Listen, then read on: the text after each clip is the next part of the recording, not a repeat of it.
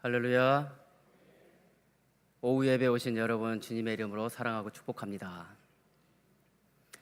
행복이란 참 많은 생각을 하게 만드는 단어죠. 하지만 그리스도를 구주로 믿고 사는 우리 그리스도인에게 있어서는 하나님의 뜻대로 살아가는 것, 그리스도를 섬기며 살아가는 것, 때로는 억울하고 힘든 일이 있어도 주를 위해 참는 것, 그리고 언제나 나의 이름과 나의 영광이 아닌 예수님의 이름과 예수님의 영광을 위해 살아가는 것, 그것이 바로 우리의 참 행복 아니겠습니까? 진정으로 그리스도인으로서 살아가는 행복이 무엇인지를 가르쳐 주시고 또 노래로 찬양해 주시고 그 마음을 담아 하나님께 찬양 올려주신 그 찬양 하나님께서 기쁘게 받으신 줄 믿습니다. 그 행복을 위해서 우리는 참 많이 참죠. 주를 위해 참는 것, 그 마음이, 그 단어가 저는 참 마음에 많이 와닿습니다. 운전하고 갈 때도 갑자기 앞에 확 끼어들 때 클락션 안 울리고 주를 위해 참습니다. 약속을 어기고 오래 기다리게 만들어도 화내지 않고 주를 위해 참습니다. 왜? 나의 삶의 모습을 통해서 예수님이 나타나기 때문이죠. 그래서 우리는 그리스도인입니다. 구약시대에 살펴보면 유대인과 이방인을 선명하게 구분을 짓습니다. 하지만 지금은 그런 개념이 없죠. 모두가 하나님 앞에 동등하고 모두가 하나님께서 기뻐하시는, 하나님께서 마음을 다해서 정성껏 만들어주신 하나님의 작품들입니다. 하나님의 사랑이죠. 그렇기 때문에 우리의 삶을 통해서 예수님이 나타나고 보여지기 때문에 우리는 더욱더 삶을 조심하며 살아가죠. 하지만 구약시대 때는 유대인과 이방인이라는 선이 명확하게 그어지면서 유대인들에게 있어서 하나님은 유대인의 하나님이었습니다. 따라서 하나님의 사랑은 유대인을 선택했고 또한 구원 역시 유대인에게만 적용된다는 아주 강한 선민의식을 가지고 있었고 그 선민의식이 그들의 삶을 지배하고 있었던 것이죠. 하지만 하나님의 구원의 계획은 유대인에게만 한정되지는 않았습니다. 하나님은 세상을 사랑하셔서 모든 사람들이 하나님 앞에 돌아오기를 기다리시면서 하나님 앞에 모두가 나오기를 바라시는 것이 하나님의 마음이죠. 하나님의 이러한 마음은 출애굽 당시의 사건을 통해서도 아주 잘 나타나고 있습니다. 애굽에서 노예 생활을 하고 있는 이스라엘을 구원하시기 위해서 하나님께서는 애굽에 10가지 재앙을 내리시죠. 그 중에 마지막 재앙은 바로 처음 난 모든 것들의 죽음이었습니다. 이 재앙을 피하기 위해서는 어린 양을 잡아 그 피를 문설주에 바르고 그 고기를 불에 구워서 쓴 나물과 함께 먹으라고 명령하십니다. 그러면 하나님의 그 죽음의 명령을 수행하는 천사가 문설주에 있는 어린 양의 피를 보고 그 집을 넘어가서 그 집은 죽음을 피할 수 있다는 것입니다. 이것이 유월절의 의미입니다. 유월절이라는 말을 영어로 이야기하면 패스오버, 위로 넘어간다는 뜻입니다. 우리는 한자를 사용하시잖아요. 한자로 따지면 흐를 유, 넘을 월, 위로 흘러 넘어간다는, 통과한다는 그런 뜻입니다. 그래서 유월절이라고 이야기하는 것이죠. 이것이 유월절의 의미입니다. 이렇게 이스라엘은 애굽에서 나오게 되고 이때 이스라엘과 함께 섞여서 생활하던 많은 외국인들이 타국인들이 이스라엘 민족을 따라서 같이 나오게 됩니다. 이들도 죽음을 면하고 나온 것을 보면 하나님의 말씀을 듣고 순종한 것이죠. 이들도 문설주에 어린 양의 피를 바르고 그 고기를 불에 구워 쓴 나물과 함께 먹고 하나님의 그 계획에 따라, 하나님의 인도하심에 따라 그 애굽에서 나오게 된 겁니다. 하나님의 이 명령을 듣지 않았다면 그들도 모두가 죽음을 맞이했겠죠. 이렇게 그 애굽에서 이스라엘과 섞여 살던 많은 소위 말하는 이방인, 외국인들이 이스라엘 민족과 섞여서 애굽에서 출애굽을 하게 됩니다. 하지만 하나님은 이러한 타국인들을 외면하시거나 쫓아내지 않으셨습니다. 출애굽한 이스라엘에게 어린 양의 피로 구원받은 유월절을 지키라고 말씀하시는 하나님께서 그 내용과 함께 이런 말씀을 또 전하십니다. 우리 출애굽기 12장 48절과 49절 말씀입니다. 우리 함께 봉독합니다. 너희와 함께 거류하는 타국인이 여호와의 유월절을 지키고자 하거든 그 모든 남자는 할례를 받은 후에야 가까이 하여 지킬지니 곧 그는 본토인과 같이 될 것이나 할례 받지 못한 자는 먹지 못할 것이니라. 본토인에게나 너희 중에 거류하는 이방인에게 이 법이 동일하니라 하셨으므로. 아멘. 마지막에 뭐라고 하셨죠? 본토인이나 너희 중에 거류하는 이방인에게나 이 법이 동일하게 적용된다고 말씀하셨습니다. 할례는 하나님을 믿는 하나님의 사람이라는 증표였죠. 그래서 하나님 앞에 나아가고 하나님의 율법과 하나님의 말씀을 지키는 자들은 할례를 받고 하나님 앞에 나아갈 수 있었습니다. 이와 마찬가지로 타국인이라 하더라도 그들이 할례를 받으면, 다시 말해서 하나님의 말씀을 듣고 지켜 행하는 자들이면 유대인과 동일하게 하나님 앞에 나와 유월절을 지킬 수 있다고 말씀하신 겁니다. 이처럼 하나님께서는 구원을 이스라엘에게만 적용시키진 않으셨습니다. 하나님께서는 이미 하나님의 명령을 지키고 하나님의 말씀을 따라 사는 모든 사람들을 구원의 대상으로 계획하신 것입니다. 이러한 하나님의 계획은 이스라엘에게 율법을 주실 때 다시금 확인되고 있습니다. 민수기 15장 13절에서도 이스라엘 중에 거하는 타국인이 여호와 앞에 나와 화제를 드리고자 할 때 너희가 하는 대로 타국인도 똑같이 화제를 드릴 수 있다 하고 하나님께서는 말씀하십니다. 그리고 이어서 16절에는 이렇게 말씀하십니다. 민수기 15장 16절의 말씀입니다. 함께 봉독합니다. 너희에게나 너희 중에 거류하는 타국인에게 같은 법도 같은 규례이니라.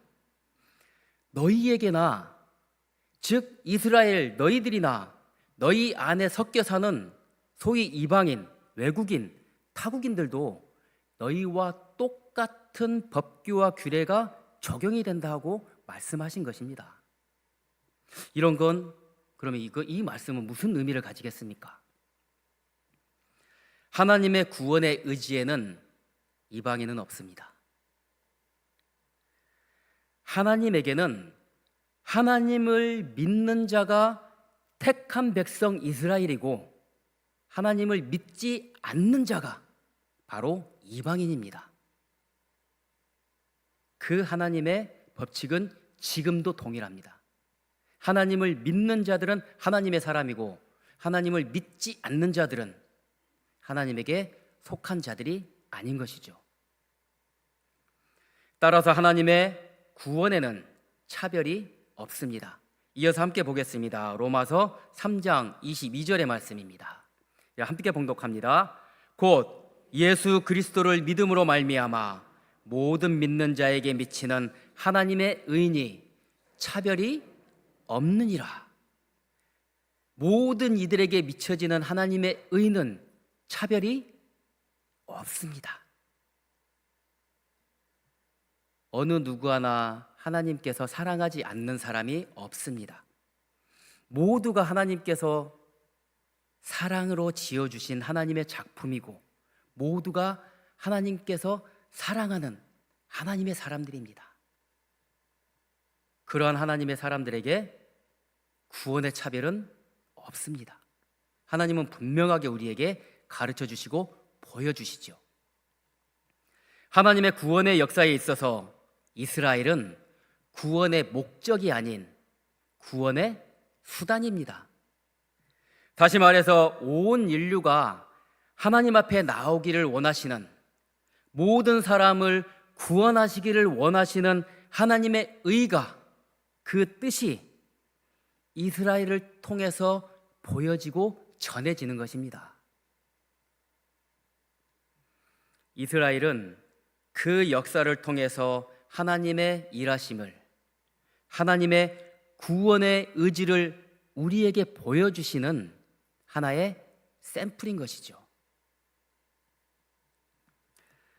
하나님의 전 인류를 향한 구원의 계획은 사도행전을 통해서 본격화됩니다. 우리가 잘 알고 있는 사도행전 10장에 소개되고 있는 베드로의 환상을 통해서 하나님께서는 이방을 향한 복음 전파를 본격화시킵니다. 그리고 바울을 이방 선교의 주역으로 세우셔서 복음이 전 세계를 향해 퍼져나가도록 하나님은 일하십니다. 오늘 본문의 말씀은 이방 선교의 전초 기지로 세워진 안디옥 교회에 대한 이야기입니다.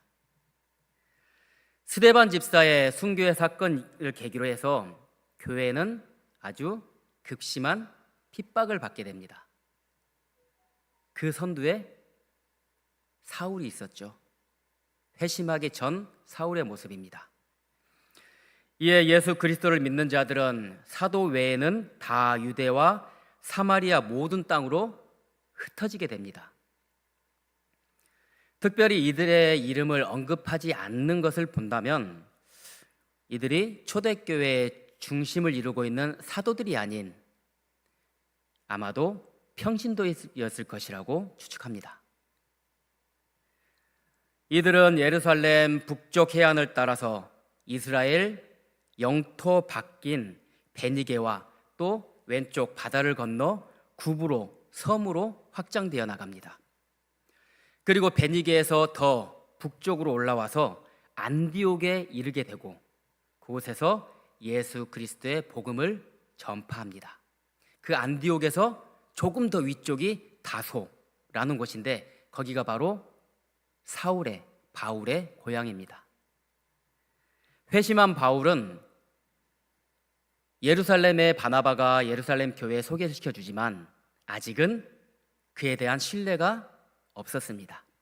그래서 그는 그를 죽이려고 하는 사람들을 피해서 다소, 즉 사울의 고향에서 기도하고 준비하고 있었습니다. 이 안디옥이라는 곳은 이방인들이 주를 이루어 살던 곳입니다. 교회의 박해, 그리고 제자들의 흩어짐. 이것은 복음 전파를 위한 하나님의 방법이었습니다. 이렇게 흩어진 제자들은 가는 곳마다 예수 그리스도의 복음을 전했고 또 그 복음을 들은 자들은 하나님께 돌아오는 기적이 곳곳에서 일어나게 된 것입니다. 하지만 이들도 처음에는 유대인에게만 복음을 전하였습니다. 아직까지 유대인만이 하나님이 택한 백성이라는 그러한 사상들이 남아 있었던 것이죠. 그러나 베드로가 예루살렘 교회에서 밝힌 이방 선교에 대한 하나님의 뜻에 따라서 곧 헬라인에게도 이방인들에게도 그 복음이 전하여집니다. 초대교회의 이러한 선교에 대한 관점의 변화는 이제 더 이상 유대주의의 그 폐쇄적인 의식에 얽매이지 않고 복음이 이방인 지역으로 널리 확장되어 나가는 커다란 전환점을 가져오게 됩니다. 이제 복음은 모든 사람들을 향해 전파되어 나가게 된 것이죠. 특히 안디옥은 로마 제국에 있어서 3대 도시에 들어갑니다. 로마 제국에 있어서 가장 큰 도시는 로마, 그리고 알렉산드리아. 그 뒤를 이어서 안디옥이 바로 세 번째로 큰 도시였습니다. 안디옥은 인구가 무려 50만이 넘을 것으로 추정되는 수리아 지역의 수도였습니다. 그리고 7 집사 중에 니골라라 하는 그 집사의 출생지이기도 합니다. 니골라는 바로 안디옥 출신인 것이죠. 스데반 순교 이후에 발생한 큰 핍박을 피해서 곳곳으로 피한 사람들, 그 그리스도를 믿는 사람들의 일부가 안디옥에 와서 복음을 전하게 되고, 이 복음을 들은 많은 안디옥 사람들이 회심을 하게 됩니다. 또한 이곳은 처음으로 그리스도인이라는 명칭이 불려지게 된 것이고, 또한 예루살렘 교회가 힘들 때 헌금을 모아서 예루살렘 교회에 부조를 보내기도 하고, 최초로 이방 선교를 시작한 이방 선교의 전초 기지가 된 교회이기도 합니다. 박해를 피해서 흩어진 그 제자들을 통해서 이방 종교가 선행했던 안디옥에 있는 헬라인들에게도 이 복음이 전파되면서 복음 전파는 새로운 국면을 맞게 됩니다. 하나님을 알지 못하는 이방인에게 복음이 전파되어지는 것은 실로 복음 전파의 혁명이었습니다. 오늘 본문을 보면서 우리가 주목해야 할 것은 이 복음 전파의 혁명의 주역은 바로 주의 손이었다는 것입니다. 우리 본문 21절의 말씀입니다. 사도행전 11장 21절의 말씀입니다. 우리 함께 봉독합니다. 주의 손이 그들과 함께 하심에 수많은 사람들이 믿고 주께 돌아오더라. 주의 손이 그들과 함께 하심에 많은 사람들이 복음을 듣고 그 복음을 받아들이고 예수 그리스도를 구주로 인정하며 그 마음을 하나님 앞에 돌이켜 나오는 기적이 일어나게 된 것입니다. 예수 그리스도를 이방인에게 전하는 첫걸음을 안디옥 교회에서 내딛었는데 그곳에 바로 주의 손이 함께 했다는 것이죠.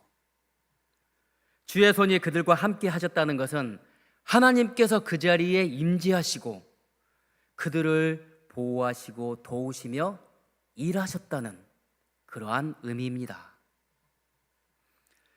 하나님의 손은 기적을 일으키는 하나님의 능력을 나타내는 것이며, 또한 하나님께서 이러한 능력으로 그들의 복음 전파를 도우셨다는 것입니다. 이렇게 하나님의 능력의 손이, 성령이 그 안에 역사하시니 수많은 사람들이 주를 믿고 주께 돌아오는 기적이 일어나고 있는 것이죠. 그렇다면 이곳에 주의 손이 임하여 성령의 능력이 충만하게 된 그 이유는 도대체 무엇이겠습니까?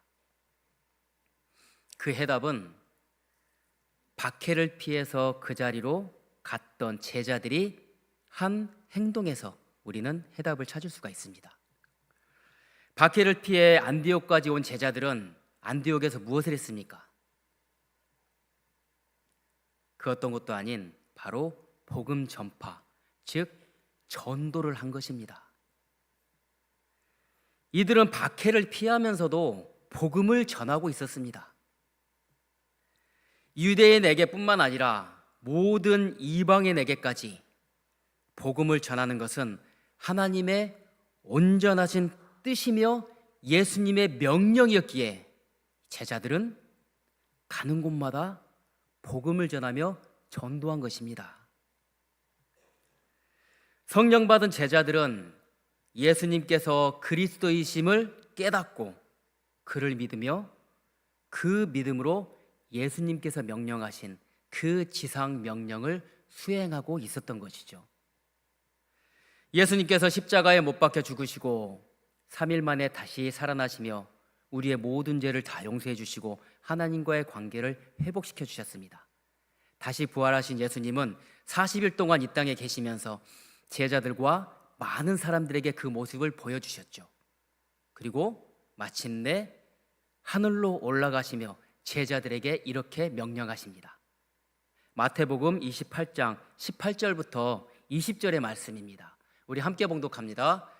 예수께서 나와 말씀하여 이르시되 하늘과 땅의 모든 권세를 내게 주셨으니 그러므로 너희는 가서 모든 민족을 제자로 삼아 아버지와 아들과 성령의 이름으로 세례를 베풀고 내가 너희에게 분부한 모든 것을 가르쳐 지키게 하라. 볼지어다 내가 세상 끝날까지 너희와 항상 함께 있으리라 하시니라. 아멘. 승천하시는 예수님은 이 땅에 있는 제자들에게 마지막으로 지상 명령을 하십니다. 하늘과 땅의 모든 권세를 내게 주셨으니 그러므로 너희는 가서 모든 민족을 제자로 삼으라. 그리고 아버지와 아들과 성령의 이름으로 그들에게 세례를 베풀어라. 그리고 내가 너희에게 분부한 모든 것을 가르쳐 지키게 하라.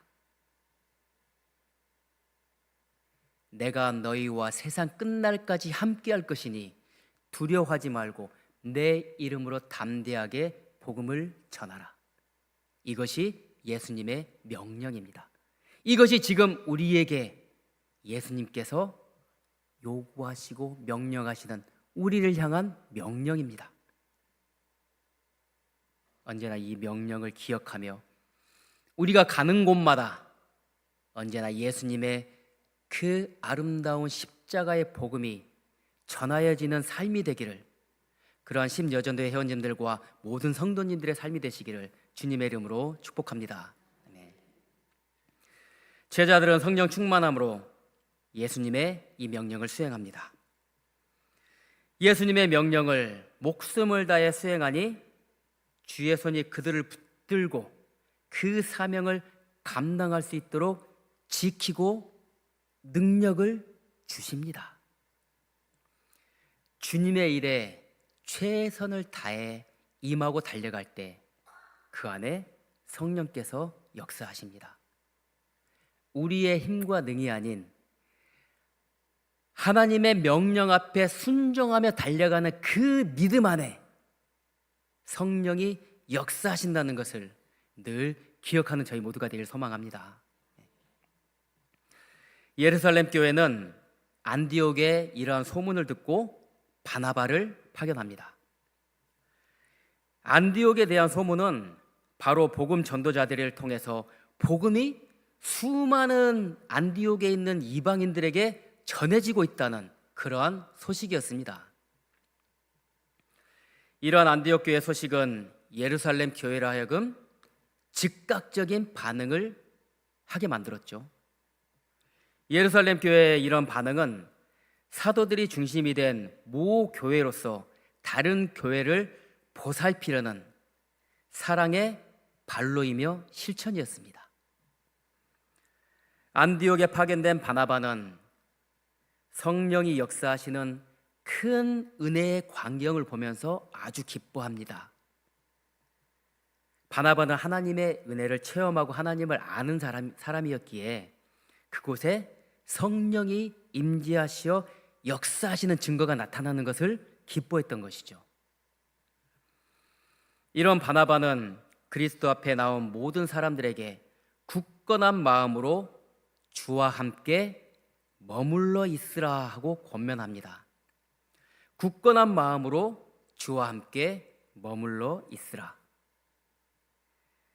지금을 살아가는 우리들도 그리스도인으로서 어떠한 세상의 유혹과 위협 속에서도 그리스도에 대한 확신을 가지고 어떠한 상황 속에서도 흔들리거나 변하지 않는 그 믿음으로 주님만을 의지하며 살아가야 합니다. 이것이 바로 우리의 믿음입니다.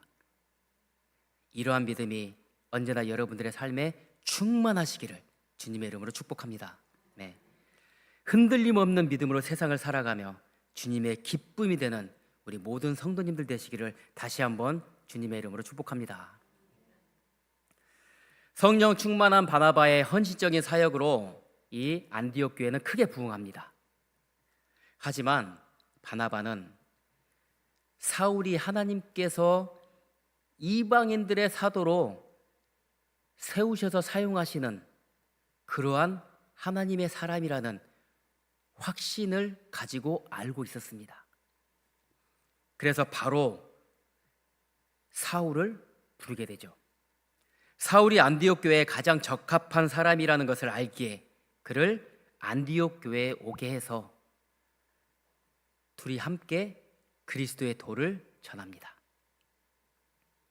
그래서 이 안디옥 교회를 통해 그리스도인이라는 명칭이 처음 나타나게 되는 것이죠.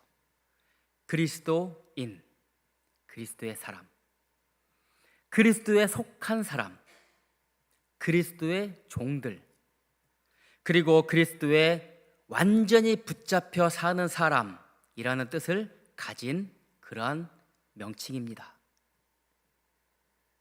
오직 그리스도에게 모든 희망을 두고 그리스도만을 최종 목표로 삼는 그러한 사람들이라는 의미를 가진 뜻이죠. 예수 그리스도만이 우리의 소망이며 우리의 목표이며 또한 영원한 우리의 주인임을 인정하고 늘 예수 그리스도만을 쫓아 살아가는 우리 신여전도회 회원님들과 모든 성도님들의 삶이 되시기를 주님의 이름으로 축복합니다. 예수 그리스도, 그리스도만을 붙잡고 쫓아 사는 사람, 바로 이 자리에 있는 여러분들 그리스도인이십니다. 사도행전은 성령행전이라는 별칭을 가지고 있을 정도로 성령의 역사와 능력에 대해서 우리에게 아주 잘 보여주고 있습니다. 전도 역시 하나님께서 하시는 것입니다. 성령의 능력이 없이 결코 우리의 입으로 전하는 것이 아닙니다. 복음을 전하는 우리의 입술에, 우리의 손길에 임하시는 성령의 능력입니다. 우리의 능으로는, 우리의 힘으로는 결코 이룰 수 없는 기적입니다. 그 기적의 열매의 시작은 바로 그 누구도 아닌 이 자리에 계신 여러분들입니다. 가슴에 손을 얹고 우리 함께 이렇게 고백하겠습니다. 가슴에 손을 한번 얹어보세요. 이 세상의 가장 큰 기적은 내가 그리스도를 믿고 구원받은 것이다. 아멘. 세상에 이보다 더 큰 기적이 어디 있겠습니까? 이 자리에 계신 여러분이 바로 제가 그리스도를 믿고 그리스도의 그 대속의 은혜로 구원받은 하나님의 사람이고 그리스도인입니다. 여러분이 바로 사랑의 결정체이고 기적의 증거입니다. 이 자리에 계신 여러분들이 바로 복음의 시작이고 복음의 열매입니다. 하나님께서는 이제 나의 기적을 온 세상에 선포하고 전하라고 우리에게 말씀하십니다. 그런데 우리가 무슨 자격으로 또 무슨 힘으로 그리스도를 전할 수 있겠습니까? 그 힘은 오직 성령의 능력입니다. 성령의 능력에 의지하십시오. 성령의 명령에 철저히 따르십시오. 오직 우리 안에 임재하시어 역사하시고 인도하시는 성령의 능력이고 성령의 힘입니다. 그럴 때 우리는 우리의 삶을 통해 복음의 열매를 전하는 그리스도인이 되는 것입니다. 성령의 능력이 충만할 때 비로소 우리는 믿지 않는 자들에게 예수 그리스도를 전하는 작은 예수가 되는 것입니다. 언제나 성령의 능력이 충만하여서 우리의 삶을 통해 모든 이웃들에게, 믿지 않는 사람들에게 예수 그리스도를 전하는 작은 예수 되시기를 주님의 이름으로 축복합니다. 그렇다면 우리가 한 가지 더 생각해 보기를 원합니다. 우리 안에 임재하시며 능력으로 일하시는 성령은 어떤 분입니까? 요한복음 14장 17절에서 우리에게 이렇게 가르쳐 주십니다. 우리 함께 봉독합니다. 그는 진리의 영이라. 세상은 능히 그를 받지 못하나니 이는 그를 보지도 못하고 알지도 못함이라. 그러나 너희는 그를 아나니 그는 너희와 함께 거하시며 또 너희 속에 계시겠음이라. 그분은 바로 진리의 영이십니다. 진리로 우리 안에 거하시는 분입니다. 그리고 진리의 영이신 성령은 또한 우리를 진리로 인도하시는 분이십니다. 이어서 함께 보겠습니다. 요한복음 16장 13절의 말씀입니다. 우리 함께 봉독합니다. 그러나 진리의 성령이 오시면 그가 너희를 모든 진리 가운데로 인도하시리니 그가 스스로 말하지 않고 오직 들은 것을 말하며 장래일을 너희에게 알리시리라. 아멘. 성령은 진리이신 예수 그리스도에게 우리를 인도하십니다. 예수를 믿는 모든 성도들을 예수 그리스도의 삶으로 이끌어 가시는 것이죠. 예수 그리스도의 삶을 깨닫고 그 삶과 성품을 닮아가도록 우리 안에 임재하시고 우리의 마음과 삶을 바꾸어 주시면서 우리를 예수님에게, 예수님의 그 성품을 담고 따라 살 수 있도록 능력으로 이끌어 가십니다. 내주한다는 뜻은 그 뜻입니다. 우리 안에 있으며 우리의 생각과 마음을 주장하시고 우리의 본질적인, 우리의 가장 기본적인 것까지 바꾸시면서 우리를 통해 예수님의 모습이 나타나도록 만들어주시는 분이 바로 진리의 성령님이십니다. 그리고 성령은 장래일을 우리에게 알게 하시는 분이십니다. 장래일이라 하면 예수님을 통해 우리에게 말씀하신 하나님의 뜻을 깨닫고 이해할 수 있도록 돕는 분이시라는 의미입니다. 진리의 영이신 성령을 통해 우리가 예수 그리스도의 삶을 살아가도록, 그리고 예수 그리스도의 말씀을 깨닫고 실천할 수 있도록 우리를 인도하시는 분이시죠. 이분이 바로 우리 안에 내주하시는 성령님이십니다. 이러한 성령의 힘을 의지할 때 우리는 비로소 예수님을 전할 수 있습니다. 우리에게 명령하신, 그리스도인에게 명령하신 예수님의 말씀입니다. 사도행전 1장 8절의 말씀입니다. 우리 함께 봉독합니다. 오직 성령이 너희에게 임하시면 너희가 권능을 받고 예루살렘과 온 유대와 사마리아와 땅끝까지 이르러 내 증인이 되리라 하시니라. 아멘. 오직 성령이 너희에게 임하시면 가장 중요한 전제 조건은 그것입니다. 진리의 영이신 성령이 우리 안에 임하셔서 성령 충만함을 받으면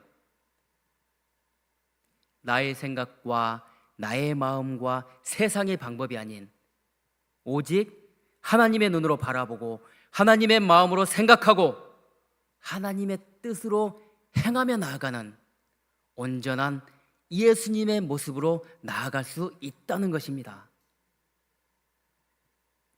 우리 안에 성령이 임하시면 늘 성령 충만함으로 성령의 소욕으로 살아가는 모든 성도님들 되시기를 주님의 이름으로 축복합니다. 우리 안에 성령이 능력이 임하시면 조금 전에 말씀드린 것처럼 세상의 눈이 아닌 주님의 눈으로 바라보고 세상의 마음이 아닌 주님의 마음으로 생각하고 세상의 방법과 뜻이 아닌 나의 방법과 뜻이 아닌 하나님의 뜻으로 주님의 뜻으로 생활하며 나아갈 수 있습니다. 성령을 사모하고 성령을 의지하시기 바랍니다.